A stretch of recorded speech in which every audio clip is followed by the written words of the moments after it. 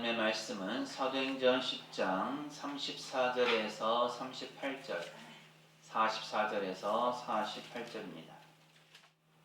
베드로가 입을 열어 말하되 내가 참으로 하나님은 사람의 외모를 보지 아니하시고 각 나라 중 하나님을 경외하며 의를 행하는 사람은 다 받으시는 줄 깨달았도다.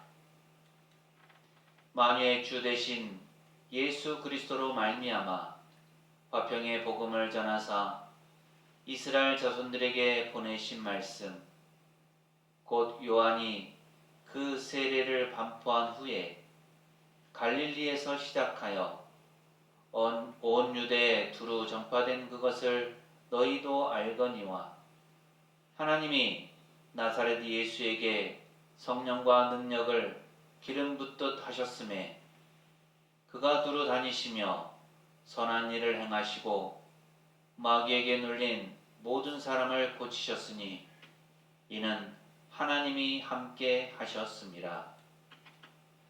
베드로가 이 말을 할 때 성령이 말씀 듣는 모든 사람에게 내려오시니 베드로와 함께 온 할례 받은 신자들이 이방인들에게도 성령 부어 주심으로 말미암아 놀라니 이는 방언을 말하며 하나님 높임을 들음이러라. 이에 베드로가 이르되 이 사람들이 우리와 같이 성령을 받았으니 누가 능히 물로 세례 베풀물 금하리요 하고 명하여 예수 그리스도의 이름으로 세례를 베풀라 하니라. 그들이 베드로에게 며칠 더 머물기를 청하니라. 아멘. 오늘도 예배 참여하신 모든 분에게 하나님의 은혜와 평강이 늘 함께 하시기를 바랍니다. 지난주부터 우리는 그리스도인으로 불리기까지 초대교회 사도들과 또 성도들이 어떻게 성령 강림 이후의 삶을 살아가는지를 살펴보고 있습니다. 오늘은 사도행전 10장에 등장하는 베드로와 고넬료의 그 극적인 만남을 통해서 성령 하나님의 세밀하고도 강력한 인도하심을 함께 살펴보고자 합니다. 말씀을 시작하면서 여러분에게 한 가지 질문을 드리려고 해요. 여러분은 스스로가 나는 꽤 열린 사람이다 라고 생각하십니까? 아니면 고집이 좀 센 편이다 라고 생각하십니까? 나이가 들어가면서 다들 그러신 것 같아요. 나는 편견이 없고 마음이 넓고 다 포용하는 사람이다 라고 말은 그렇게 하시는데 점점 더 시간이 지나면서 자신의 편견 또 고집을 더 주장하는 경우들이 많아지는 것 같습니다. 자라온 환경이나 경험한 지식 그리고 자신의 삶의 터전 그 문화라는 안경을 쓰고 세상을 바라보게 되죠. 그러면서 자신도 모르는 사이에 자기의 그 안경, 내가 쓰고 있는 그 안경의 색깔대로 상대방을 재단하고 선을 긋기 시작합니다. 심리학에서는 이것을 가리켜서 확증 편향이라고 해요. 들어보셨습니까?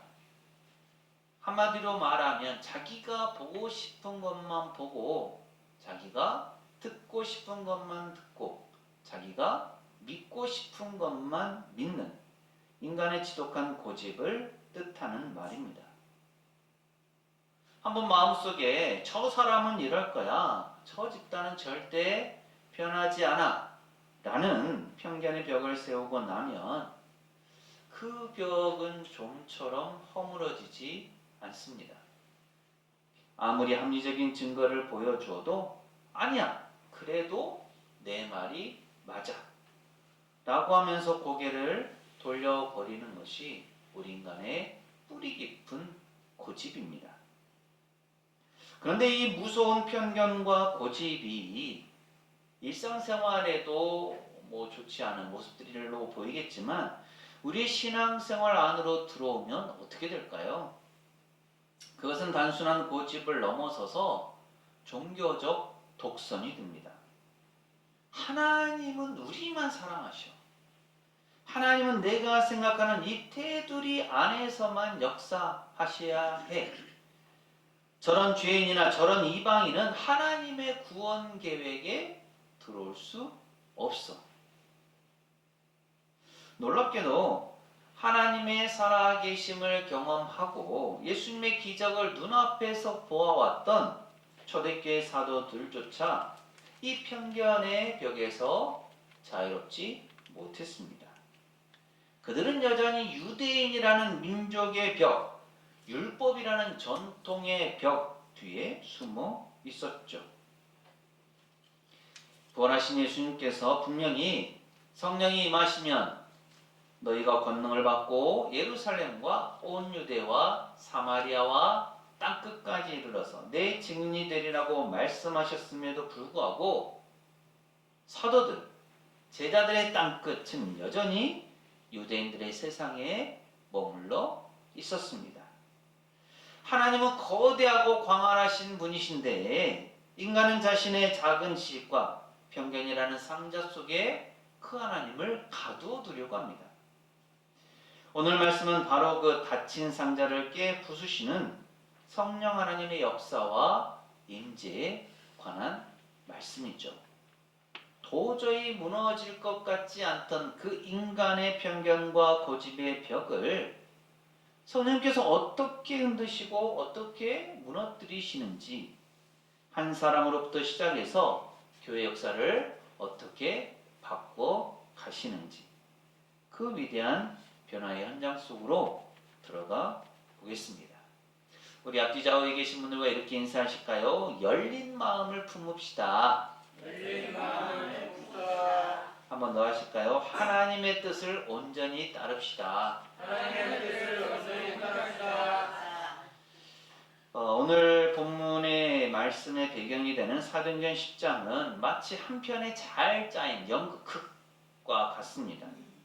처음 장면은 가이사랴에 살고 있는 고넬료라는 인물에서 시작되죠. 그는 이탈리아 부대의 백부장이었습니다. 한마디로 식민지 유대를 지배하고 있던 로마 군대의 핵심 장교였죠. 유대인들의 눈에 그는 지배자였고 이방인이었으며 부정한 사람이었습니다. 그런데 성경은 그를 어떻게 표현하고 있습니까? 2절 말씀 함께 읽습니다. 시작! 그가 경건하여 온 지방과 더불어 하나님을 경외하며 백성을 많이 구제하고 하나님께 항상 기도하더니 아멘. 참 신기하지 않습니까? 고넬료는 이방인의 몸으로 또 군인의 신분으로서 하나님을 경외하였고 기도 생활을 계속 해나가고 있었습니다. 그러던 어느 날 제9시 오후 3시가 되죠. 그가 기도하는 중에 하나님의 사자가 나타납니다. 그리고 말씀을 전하죠. 네 기도와 구제가 하나님 앞에 상달되어 기억하신 바가 되었으니 지금 사람들을 욥바에 보내어 베드로라는 시몬을 청하라. 성령님의 역사는 바로 이런 것이죠. 고넬료가 기도할 때 하나님께서 그 기도를 들으시고 또 성령님은 이미 저 멀리 욥바에 있는 베드로를 움직일 준비를 하고 계셨습니다. 그리고 이제 장면은 욥바로 전환되죠. 이튿날 제6시 정오인데요. 베드로가 기도하려고 지붕에 올라갑니다. 마침 시장하여서 먹고자 할 때 황홀한 중에 환상을 보게 되죠. 하늘이 열리고 한 그릇이 내려오는데 그 네 모퉁이가 땅에 드리워져 있었습니다. 그 안에는 뭐가 있었을까요? 땅에 있는 각종 네 발 가진 짐승과 기는 것과 공중에 나는 것들, 즉 레위기 율법에서 부정하다라고 규정하여서 유대인들이 절대 먹지 않는 짐승들로 가득했습니다. 그때 소리가 들리죠. 베드로야, 일어나 잡아 먹어라. 베드로 어떻게 반응합니까? 아주 당당하게 거절합니다. 주여, 그럴 수 없습니다. 속되고 깨끗하지 아니한 것을 내가 결코 먹지 아니하였나이다. 역시 예수님의 수제자다웠죠. 그의 말 속에는 그동안 그가 얼마나 율법을 철저하게 잘 지켜왔는가 하는 자부심으로 가득했습니다. 그런데 두 번째, 세 번째 똑같은 소리가 들리죠. 하나님께서 깨끗하게 하신 것을 네가 속되다 하지 말라. 그리고 그 그릇이 하늘로 곧 올라갑니다. 베드로는 이 환상을 보고 나서 하나님께서 무엇을 말씀하려고 하시는가, 하나님의 뜻이 어디 있는가를 바로 깨달았을까요? 그렇지 않습니다. 성경은 베드로가 본 바 환상이 무슨 뜻인지 속으로 의아해했다라고 기록합니다. 베드로의 머릿속은 이 환상 이후로 복잡해졌어요. 아니, 하나님께서 평생 부정한 것은 입에 대지도 말라고 율법을 주셔놓고 왜 이제 와서 갑자기 그것들을 잡아먹으라고 하시는 걸까? 베드로는 여전히 자기의 전통과 고집의 틀 안에서 맴돌고 있었습니다. 바로 그 순간 고넬료가 보낸 사람들이 문 밖에 도착해서 베드로를 찾죠. 그리고 성령께서 베드로에게 직접 말씀하십니다. 사도행전 10장 19절과 20절 말씀인데 함께 읽습니다. 시작. 베드로가 그 환상에 대하여 생각할 때 성령께서 그에게 말씀하시되 두 사람이 너를 찾으니 일어나 내려가 의심하지 말고 함께 가라. 내가 그들을 보내었느니라 하시니 아멘. 성령님의 인도하심은 이렇게 정교합니다. 고넬료의 기도, 그리고 베드로의 환상, 그리고 이방인 심부름꾼의 도착까지 한치의 오차도 없이 맞아 떨어지죠. 성령께서는 왜 이렇게까지 베드로에게 하셨을까요? 그것은 베드로 안에 있는 그 견고한 유대인의 편견적 벽이 웬만한 자극으로는 깨지지 않기 때문입니다. 성령께서는 베드로의 그 편견, 고집을 꺾으시기 위해서 환상을 보여주시고 상황을 몰아가시며 말씀으로 그를 강권하셨습니다. 베드로는 이 성령님의 음성에 순종하여 가이사랴로 향하죠. 그리고 자신을 초청한 고넬료의 집에 들어갑니다. 그런데 유대인이 이방인, 더구나 로마, 자신들을 지배하고 있는 로마 군대의 수장에게 그 집으로 들어간다라는 것은 일종의 사건이 되었습니다. 율법과 전통을 깨트리는 중요한 사건이죠. 주위의 다른 유대인 그리스도인들이 이 모습을 보았다면 무엇이라고 했을까요? 베드로가 변절됐어. 예전에는 그렇지 않더니 이제 부정한 사람들과도 어울리네? 하면서 비난할 것이 뻔한 상황이었습니다. 하지만 성령님께 사로잡힌 베드로는 더 이상 자신의 안이나 전통에 매이지 않았습니다. 고넬료 집에 도착한 베드로는 고넬료로부터 그동안 있었던 천사의 환상 이야기를 전해 듣습니다. 그 순간 베드로의 머릿속에 번개가 치듯 성령님의 깨달음이 임하게 되죠. 아, 내가 보았던 그 부정한 짐승의 환상이 바로 이 이방인들을 뜻하는 것이구나. 하나님께서 깨끗하다고 하신 것을 내가 내 편견으로 부정하다고 여전히 고집을 부리고 있었구나. 그래서 오늘 본문 34절과 35절에서 베드로는 이렇게 위대한 고백을 선언합니다. 함께 읽습니다. 시작. 베드로가 입을 열어 말하되 내가 참으로 하나님은 사람의 외모를 보지 아니하시고 각 나라 중 하나님을 경외하며 의를 행하는 사람은 다 받으시는 줄 깨달았도다. 아멘. 내가 참으로 깨달았도다. 이 고백은 베드로의 생각이 완전히 뒤집어졌음을 선포하는 고백입니다. 지금까지 베드로가 생각한 하나님은 유대인만의 하나님이었습니다. 할례를 받고 율법을 지키는 사람들만 구원하시는 좁은 하나님이셨죠. 그러나 성령님의 인도하심을 따라 편견의 벽을 깨고 이방인 집안으로 걸어 들어갔을 때 또 그 말씀을 들으면서 얘기를 들으면서 베드로는 비로소 깨달았습니다. 하나님은 결코 외모를 보지 않으신다. 국적도 피부색도 과거의 배경도 상관없이 오직 하나님을 경외하는 사람이라면 그 누구라도 품으시는 광대하신 분이시구나라는 것을 깨닫게 된 것입니다. 마음과 생각이 열린 베드로는 고넬료와 그 자리에 모인 이방인들에게 예수 그리스도의 복음을 담대히 전하기 시작하죠. 그것이 바로 36절부터 38절까지의 내용입니다. 베드로는 예수님이 누구신지 그 본질을 선포합니다. 만유의 주 되신 예수 그리스도로 말미암아 화평의 복음을 전하사 하나님이 나사렛 예수에게 성령과 능력을 기름 붓듯 하셨음에 그가 두루 다니시며 선한 일을 행하시고 마귀에게 눌린 모든 사람을 고치셨으니 이는 하나님이 함께 하셨습니다. 베드로가 전한 복음의 핵심이 무엇입니까?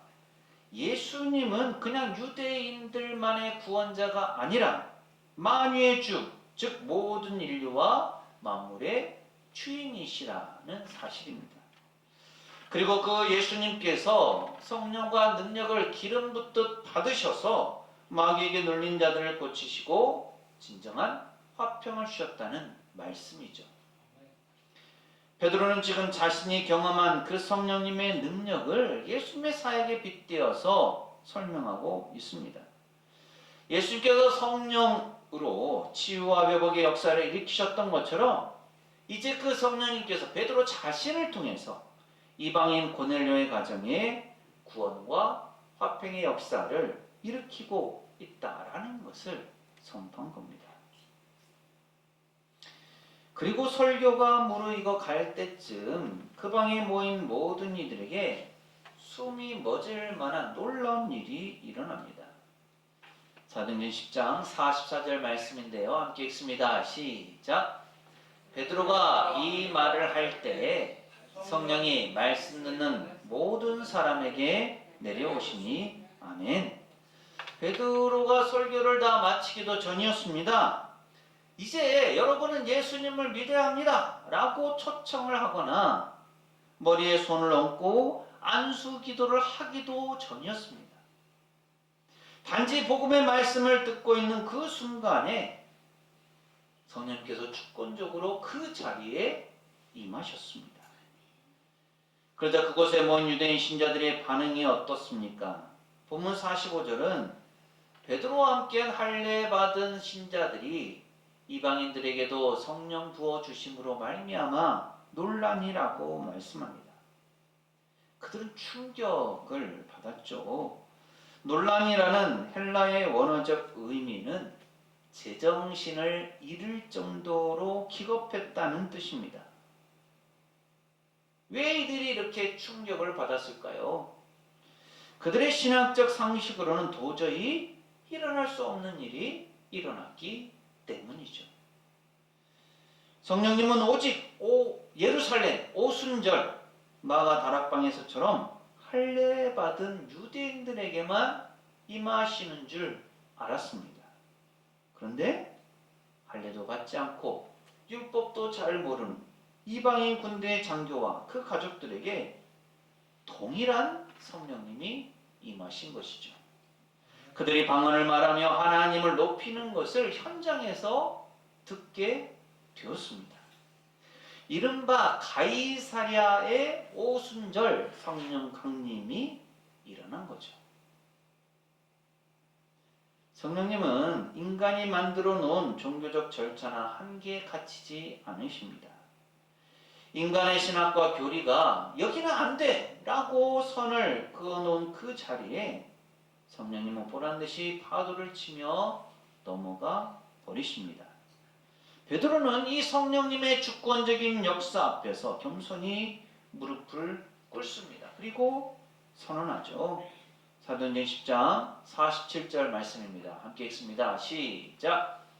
이에 베드로가 이르되 이 사람들이 우리와 같이 성령을 받았으니 누가 능히 물로 세례 베풀음을 금하리요 하고 아멘.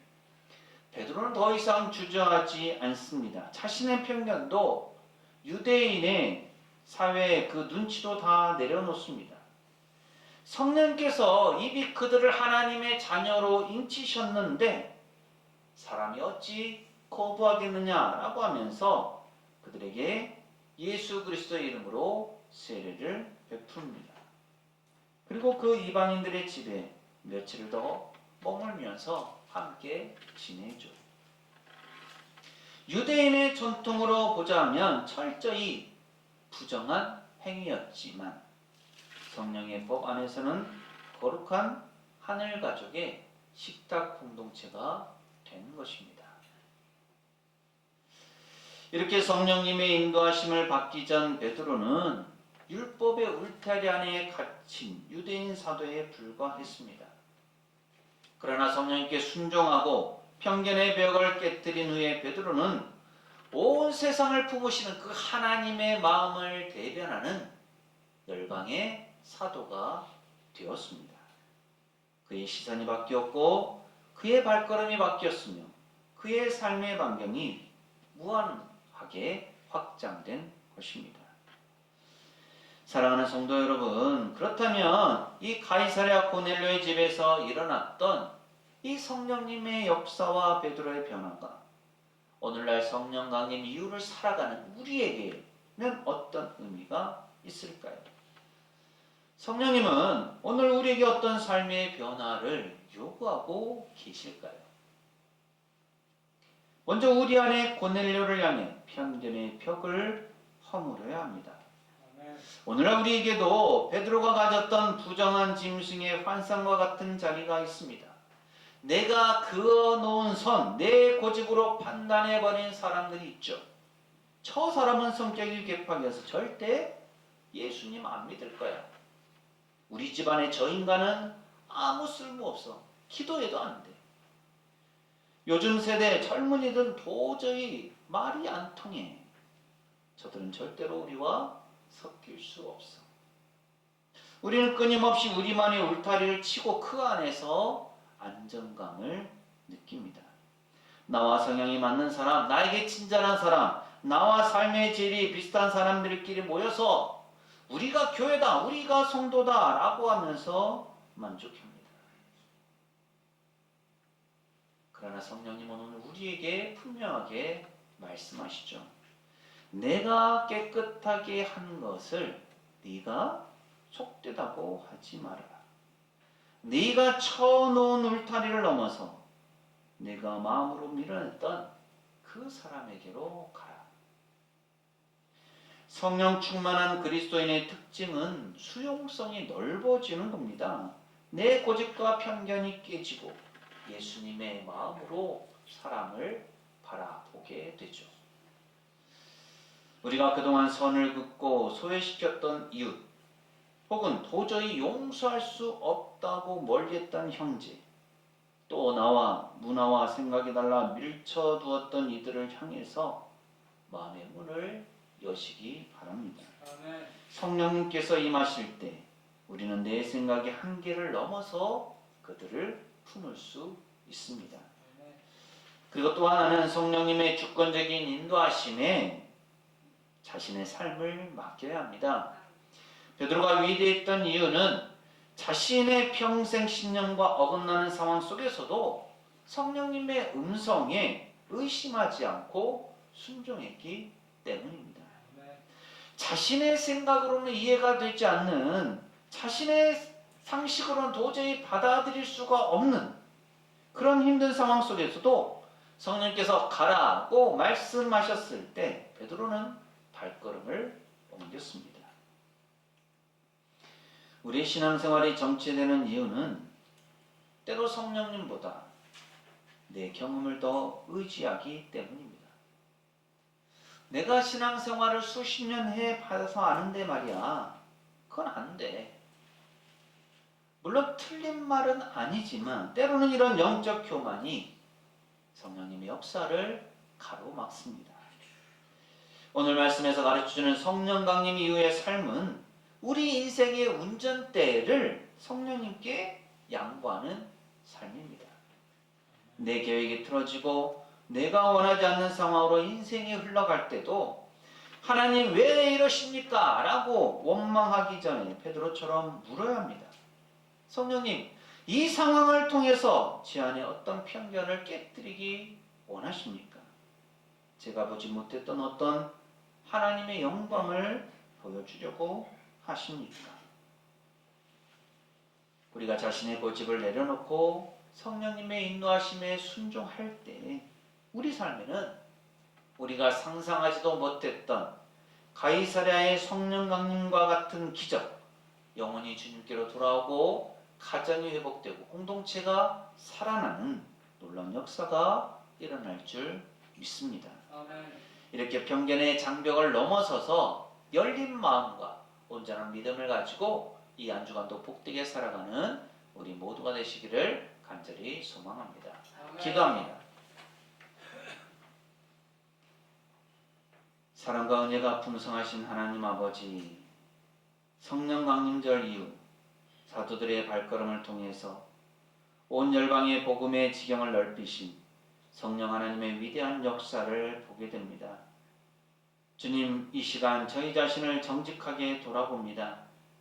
저희는 늘 입술로는 주님의 뜻을 구한다고 하면서도 정작 마음 깊은 곳에는 고집과 편견의 성벽을 높이 쌓아두고 살았습니다. 자신만의 생각과 마음으로 하나님의 역사심을 제한했던 저희의 좁은 신앙과 종교적 독선을 용서하여 주옵소서. 오늘 베드로의 완악함을 깨뜨리시고 고넬료의 집으로 인도하셨던 성령님, 이 시간 저희 심령 가운데 임재하여 주시옵소서.